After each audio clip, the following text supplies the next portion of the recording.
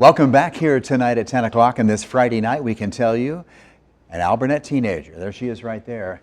That is Mya Gilchrist. She'll be honored tomorrow as this week's kid captain at Kinnick Stadium for the Hawkeyes matchup against Troy University. Mya was diagnosed with a rare brain tumor as a toddler and has spent many years going through chemo to keep that away.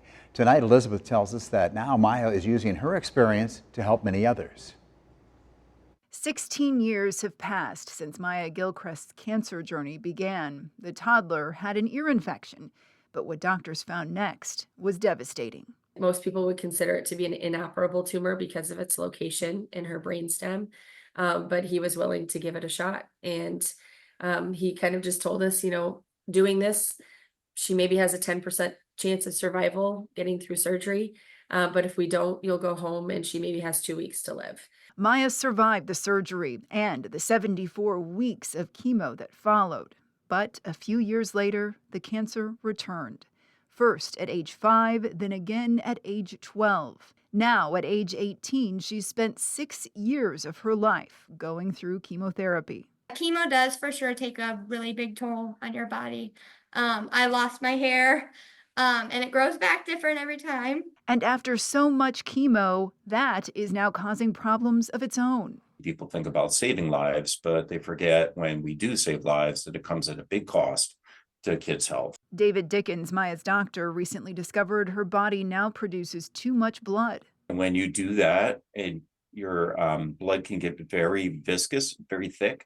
It doesn't circulate too well.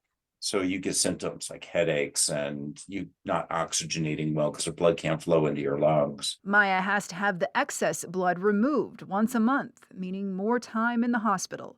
But for her, it's become an opportunity to find ways to give back. Saw a family that we knew say, like, how are we going to afford treatment? Created in 2019, the Mya Strong Foundation works to raise money for kids fighting cancer. Each year, hundreds of girls come together to play softball and dance, raising thousands of dollars in the process. Helping others is why we started the Mya Strong Foundation too, along with chemo and stuff.